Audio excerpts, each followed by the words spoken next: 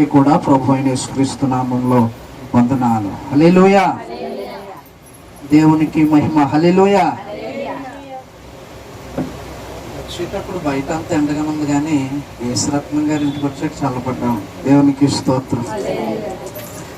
మంచిది. మరి చక్కగా ఎండ బాధ లేకుండా ఫ్యాన్లన్నీ కూడా చక్కగా ఏర్పాటు చేశారు. చూడండి, ఒక మాట జ్ఞాపకం చేసుకుందాం. కొలస్సీలకు రాసిన పత్రిక 4వ అధ్యాయం 18వ వచనం. కొలస్సీలకు రాసిన పత్రిక 4వ అధ్యాయం 18వ వచనం చూస్తే, పౌలను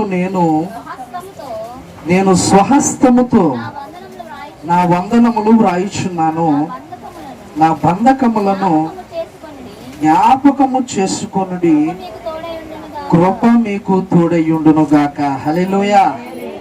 ప్రార్థన చేద్దాం. పరిశుద్ధుడా, ప్రేమ గల ప్రభువా, దయగల తండ్రి, మీకు వందనాలు. ఇంతవరకు చక్కగా మరి ఆరాధనలు, పాటలు పాడి స్తుతించడానికి నీ కార్యక్రమం ఈ రీతిగా జరగటానికి కృప చూపించారు. అలాగే నాకు ముందుగా దైవదాసులు మరి మాట్లాడారు.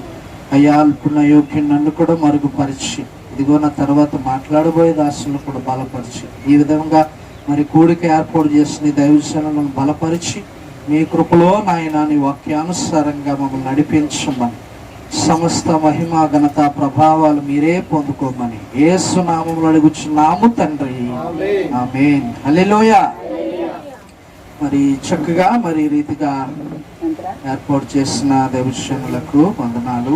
ఇక్కడ పౌలు గారు ఏమంటాడంటే 4వ అధ్యాయం 18వ వచనంలో, పౌలను నేను నా స్వహస్తముతో నా వందనములు వ్రాయిచున్నాను, నా బంధకములను జ్ఞాపకం చేసుకొనుడి, కృప మీకు తోడయుండును గాక. హల్లెలూయా.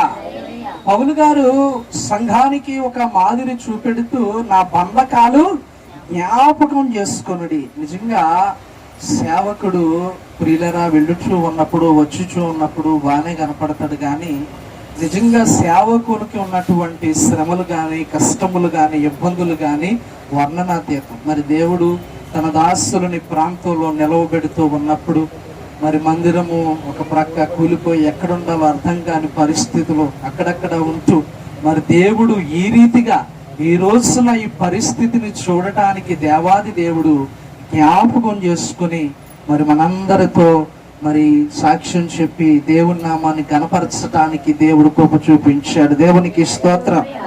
హల్లెలూయా.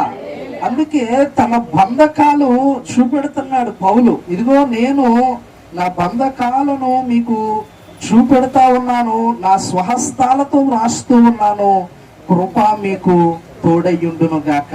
హల్లెలూయా. నిజంగా మరి సేవకులుగా ఎన్ని కష్టాలు, శ్రమలు వచ్చినప్పటికీ విశ్వాసుల కొరకు ఆలోచన చేసి, వారి కొరకు ప్రార్థన చేసి మరి బలపరచడానికి దేవుడు కృప చూపుతా ఉంటాడు.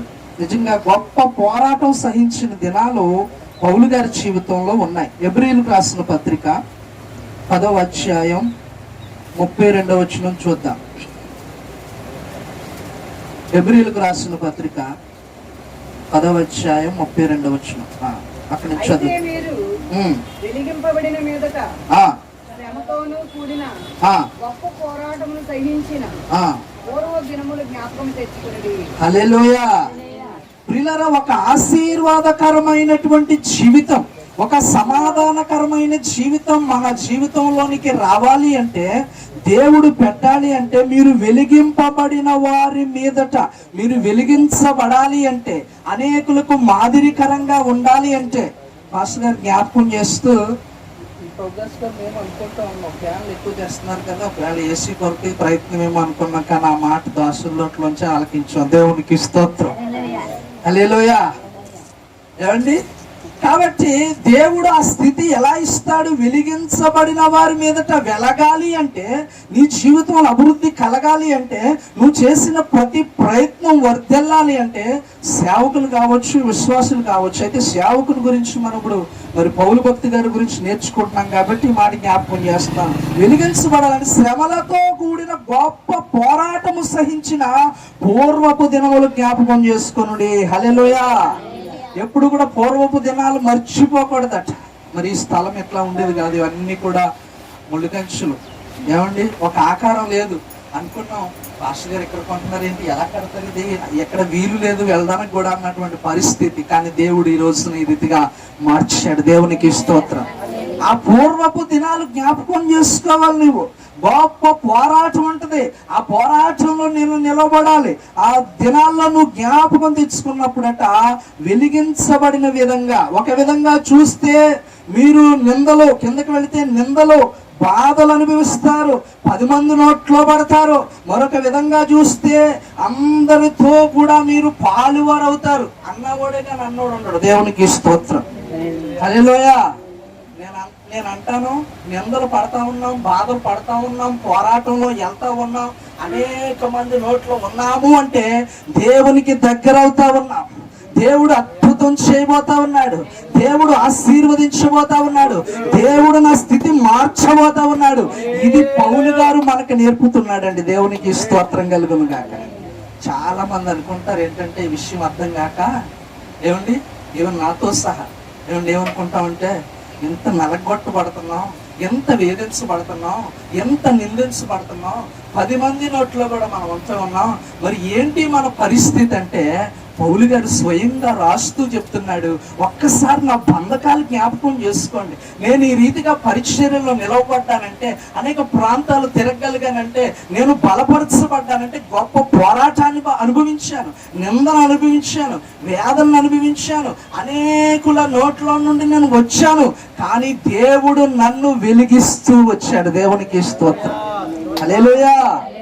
కాబట్టి మనం భయపడద్దు. అందుకే సామెతలు అంటాడు, శ్రమ దినమున నువ్వు కృంగిన ఎడల చేతకాని వాడు. మనం చేతకాని వాళ్ళు అవుతాం, మన దేవుని చేతకాని వారిగా చేస్తాం. కాబట్టి శ్రమల్లో కృంగిపోకూడదు.